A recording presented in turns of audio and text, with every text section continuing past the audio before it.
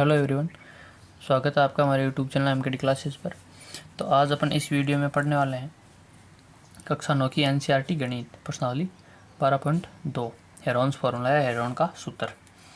तो इसका पहला क्वेश्चन है, एक पार्क चतुर्भुज ABCD के आकार का है, इसमें कोण C 90 डिग्री का है।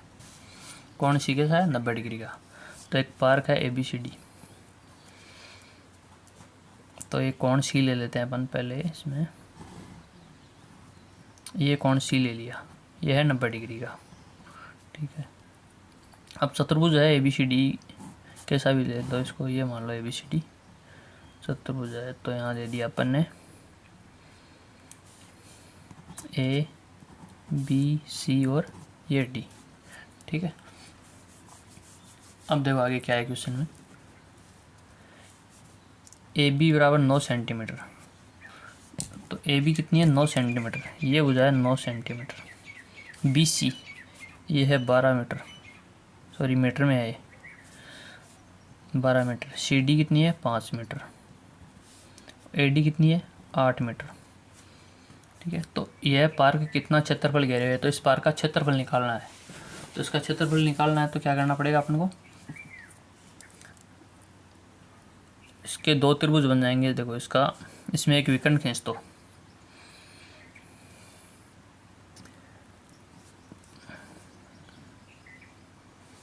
देखो इधर से एक विकर्ण, ये एक विकर्ण खींच सकते हैं अपन, ठीक है।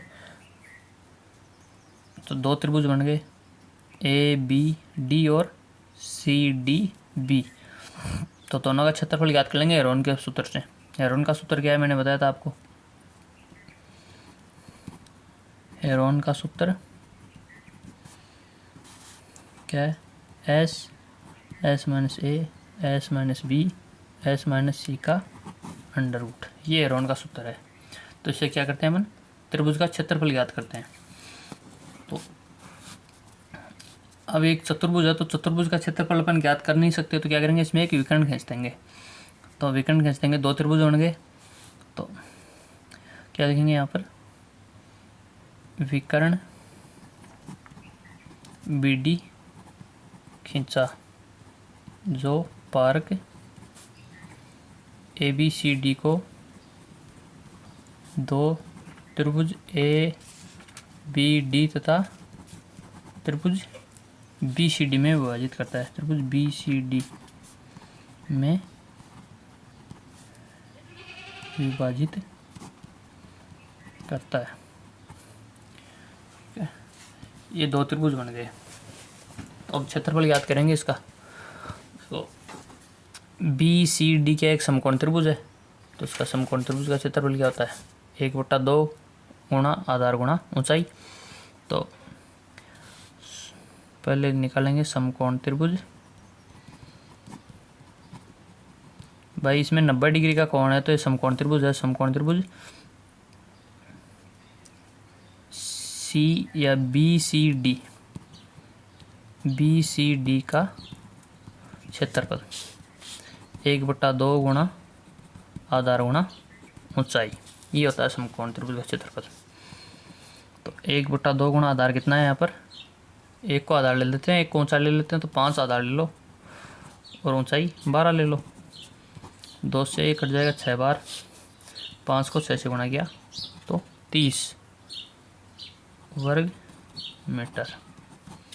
30 वर्ग मीटर हो गया इसका क्षेत्रफल पहले त्रिभुज का। अब दूसरे का निकाल लो।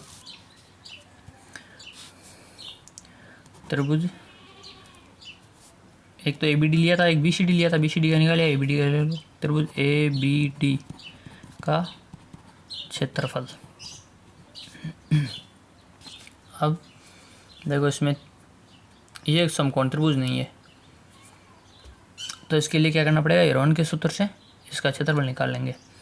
तो हेरोन के सूत्र में तीनों भुजाओं का मान चाहिए अपन को। इस भुजा का मान है, इसका है, तो इसका मान नहीं है अपने पास। तो पाइथागोरस प्रमेय से इसका मान निकालेंगे। भाई ये समकोण त्रिभुज है, तो समकोण त्रिभुज में विकर्ण किसके बराबर होता है? आधार के स्क्वायर के बराबर और लंब के स्क्वायर के बराबर होता है। तो पहले निकाल लो पाइथागोरस प्रमेय से।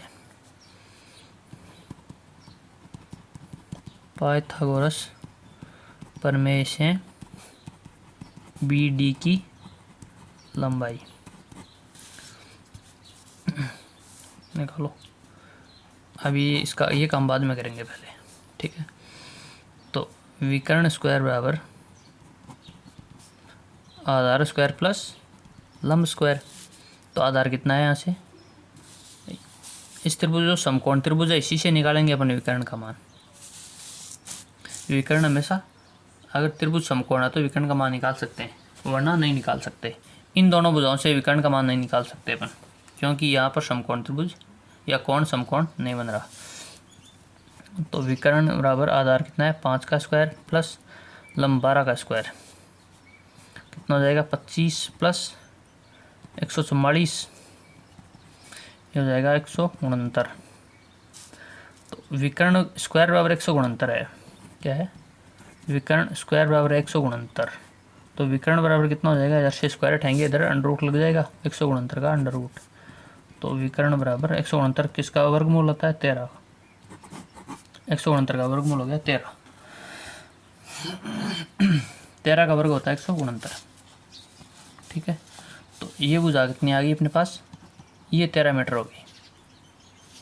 अब निकाल लेते हैं इस त्रिभुज का क्षेत्रफल। त्रिभुज ए बी डी का क्षेत्रफल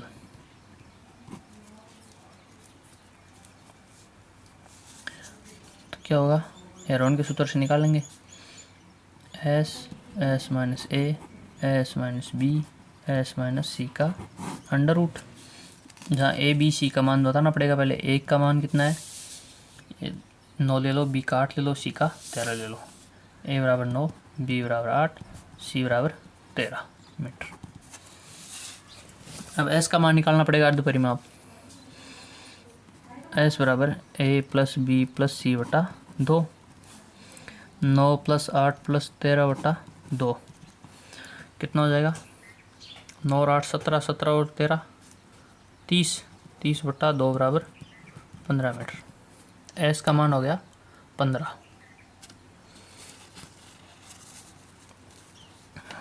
रखो मान, क्षेत्रफल बराबर 15, 15 minus 9, 15 minus 8, 15 minus 13। A B C का मान है, इस सूत्र में मान रखना है, अंडर रूट लगा दिया। 15 गुणा 15 माइनस 9 कितना बचेगा 6, 15 माइनस 8 7, 15 माइनस 13 2।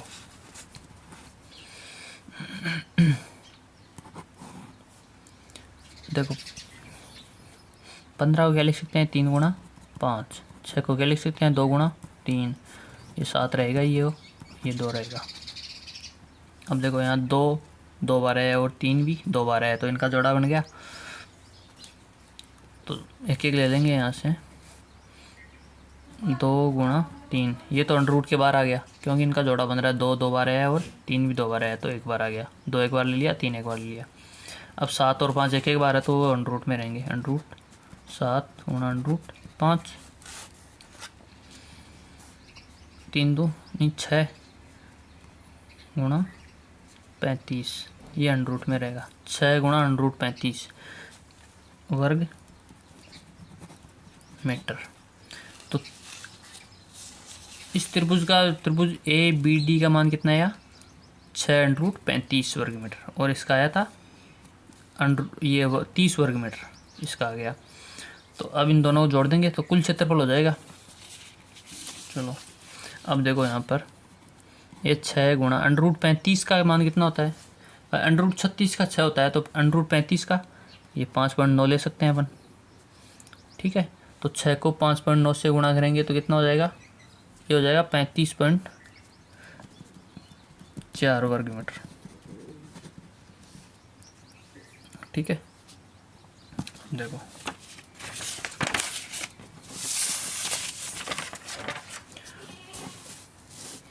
आयो पार्क का कुल क्षेत्रफल, पार्क का कुल क्षेत्रफल कितना हुआ 30 प्लस 35.4 बराबर 65.4 वर्ग मीटर। ठीक है, चलो क्वेश्चन सेकंड देखते हैं।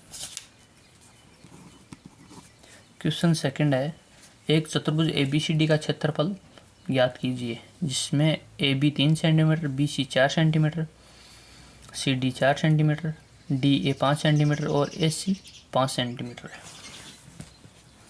चलो एक चतुर्भुज है ABCD,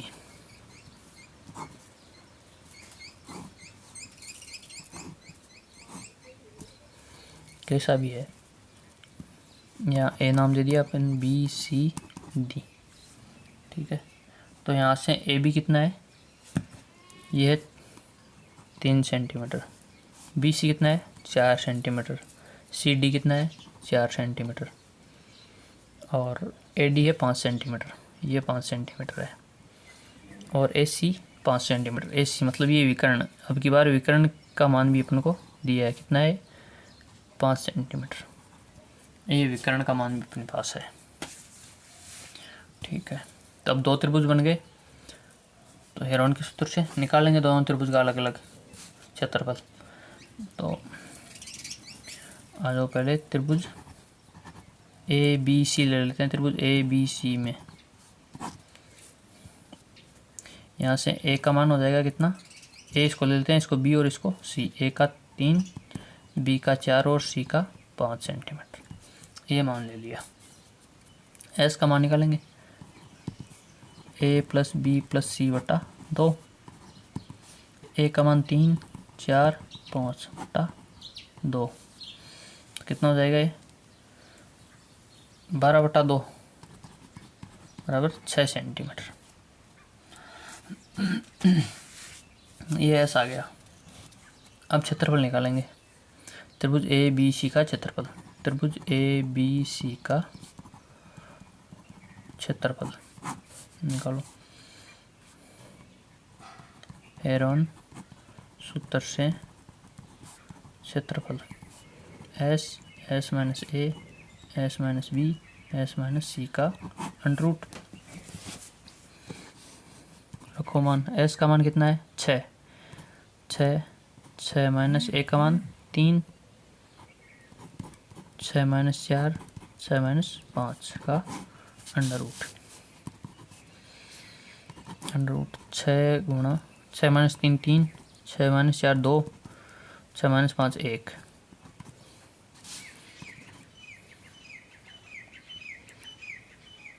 तो देखो यहाँ से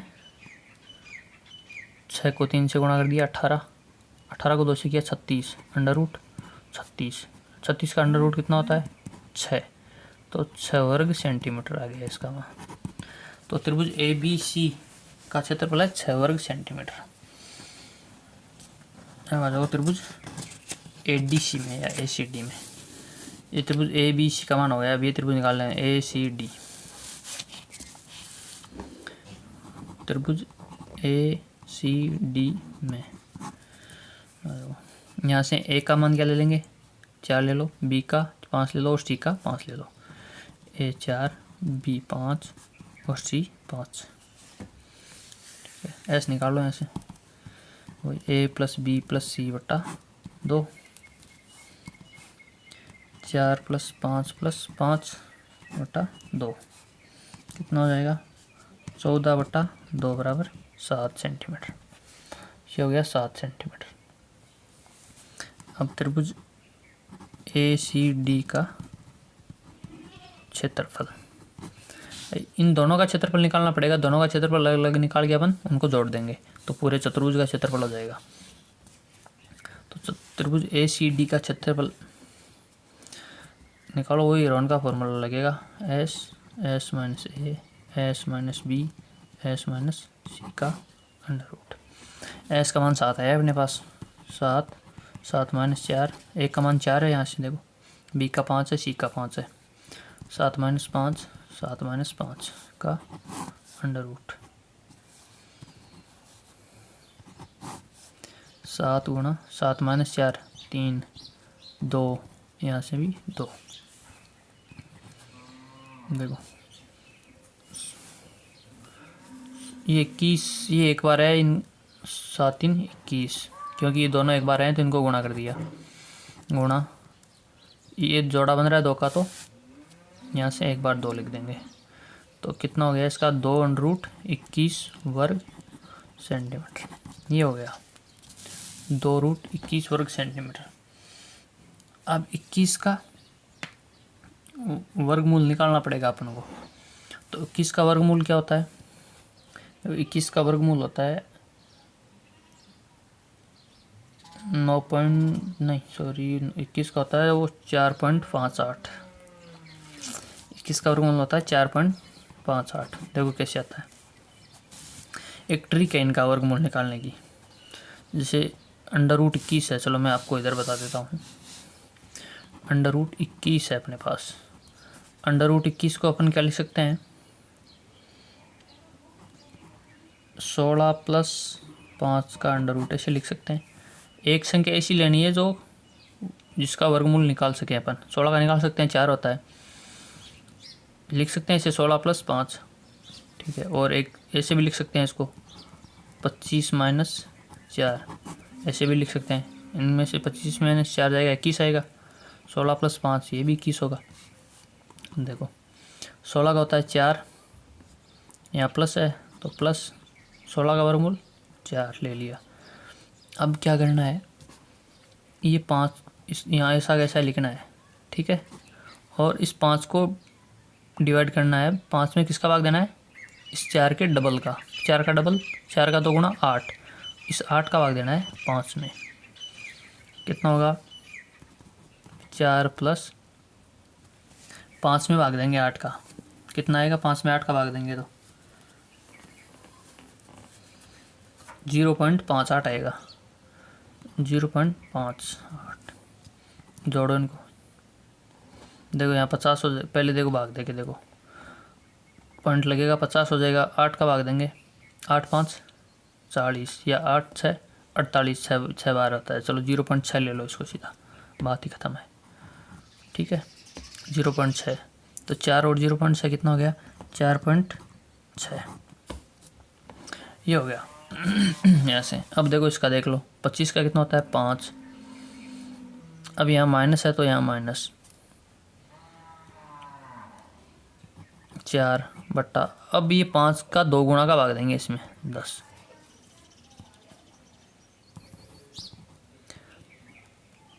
5 - 4 में 10 का भाग देंगे 0.4। 5 - 0.4 कितना होता है, 4.6 ये होता है, ठीक है। हाँ यहाँ भी 4.6 ले लेते हैं अपन भाई, 5 8 है तो इसको 6 भी लिख सकते हैं, 4.6। तो कर दो इसको, 2 × 4.6, 2 × 4.6 कितना हो जाएगा, 2 को 4.6 से गुणा करेंगे तो ये 9.2 हो जाएगा, 9.2 वर्ग सेंटीमीटर, ठीक है। ये हो गया। अब इसका मान आया था 6 वर्ग सेंटीमीटर, इसका आया 9.2 वर्ग सेंटीमीटर। तो जोड़ दो दोनों को, तो चतुर्भुज का क्षेत्रफल कितना हो जाएगा, 6 + 9.2 बराबर 15.2 वर्ग सेंटीमीटर। ये आंसर हो गया इसका, ठीक है। चलो देखते हैं नेक्स्ट क्वेश्चन। थर्ड क्वेश्चन है, राधा ने एक रंगीन कागज से एक हवाई जहाज का चित्र बनाया जैसा कि आकृति में दिखाया गया है। प्रयोग किए गए कागज का कुल क्षेत्रफल ज्ञात कीजिए। तो एक आकृति दी हुई है,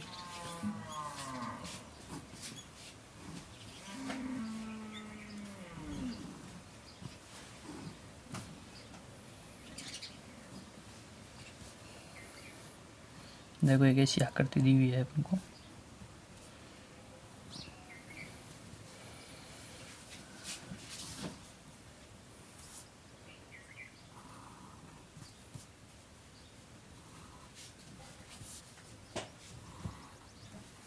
ये आकृति दी हुई है। ये 6 सेंटीमीटर इधर से 5 सेंटीमीटर, इधर से 1 सेंटीमीटर है, ये 1.5 सेंटीमीटर है यहाँ से यहाँ तक, और ये पूरी यहाँ से यहाँ तक है 6.5 सेंटीमीटर। ये है 2 सेंटीमीटर, ये 1 सेंटीमीटर, ये 1 सेंटीमीटर, तो ये भी 1 सेंटीमीटर है। अब देखो इसमें आकृति कितनी बनी है, सबका अलग अलग क्षेत्रफल निकालना पड़ेगा अपन को। इस आकृति का पूरी का क्षेत्रफल निकालना है, किसका क्षेत्रफल कितना होगा। तो कितनी आकृतियाँ बन रही है इसमें, देखो पहली, दूसरी, तीसरी, ये चौथी और ये पांचवी, 5 आकृतियाँ बन रही है यहाँ पर। निकालेंगे क्षेत्रफल। देखो तो हवाई जहाज़ को कितने भागों में बांट दिया, 5 भागों में। तो यहाँ लिखो हवाई जहाज़ को 5 भागों में बांटा है, तो प्रत्येक भाग का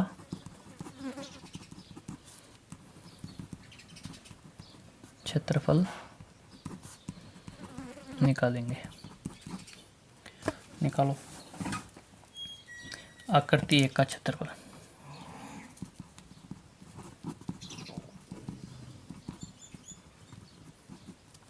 आकृति 1 का क्षेत्रफल। आकृति 1 क्या है, एक समद्विबाहु त्रिभुज है। देखो ये 1 सेंटीमीटर भुजा, ये 5 है, तो ये भी 5 है, तो ये दोनों 5-5 सेंटीमीटर, समद्विबाहु त्रिभुज हो गया। तो इसका क्षेत्रफल किसे निकालेंगे, हेरोन के सूत्र से निकालना पड़ेगा। निकालो, ए का मान 5 ले लेते हैं, बी का भी 5 ले लेते हैं और सी का 1 ले लेते हैं। यहाँ से 5, 5 और 1 ऐसे निकालना पड़ेगा पहले। ए प्लस बी प्लस सी बटा 2, 5 प्लस 5 प्लस 1 बटा 2, 11 बटा 2। एस का मान हो गया 11 बटा 2। तो क्षेत्रफल बराबर S, S minus A, S minus B, S minus C का अंडर रूट 11 बटा 2, 11 बटा 2 माइनस 5, 11 बटा 2 माइनस 5, 11 बटा 2 माइनस 1। एस का मान है 11 बटा 2, या 10.5 भी ले सकते हैं इसको, वो सॉरी 5.5 भी ले सकते हैं अपन इसको। देखो यहाँ से 11 बटा 2, 11 बटा 2 माइनस 5 कितना बचेगा, 1 बटा 2 गुणा 1 बटा 2 गुणा यहाँ से भी 1 बटा 2, 11 बटा 2 माइनस 1, ये बचेगा 9 बटा 2। इनका एलसीएम लेके इकट्ठा लेना, ये ठीक है। देखो अब ये यहाँ से हो जाएगा 11 को 1 से गुणा किया 11, फिर 1 से 11, 9 से गया 99, 99 बटा 2 को 4, 4 को 2 से 8, 8 को 2 से 16, 99 बटा 16 का अंडर रूट। तो 99 बटा 16 का अंडर रूट हो गया, तो ये हो गया, चलो अपन इसको 100 बटा 16 का अंडर रूट के लगभग ले सकते हैं। 100 बटा 16 का अंडर रूट इसके लगभग आ गया है, ठीक है।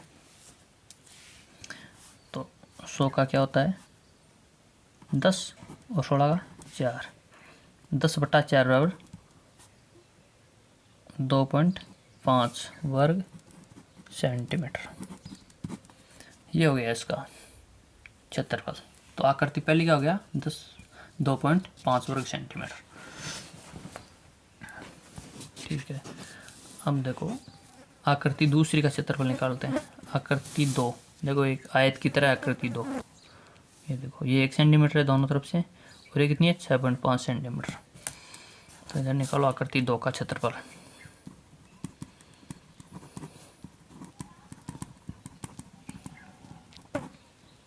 आकृति 2 का क्षेत्रफल तो लिखा लो आयत का क्षेत्रफल बराबर लंबाई गुणा चौड़ाई।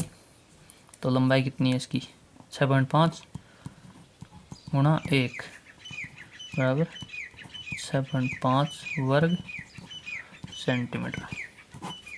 ये हो गया इसका आकृति 2 का क्षेत्रफल। अब आकृति 3 का निकालेंगे।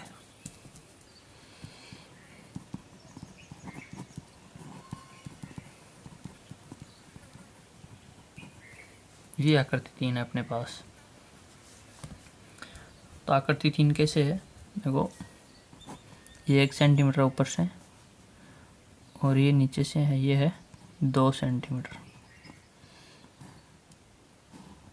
ये भी 1 सेंटीमीटर है, ये भी 1 सेंटीमीटर है,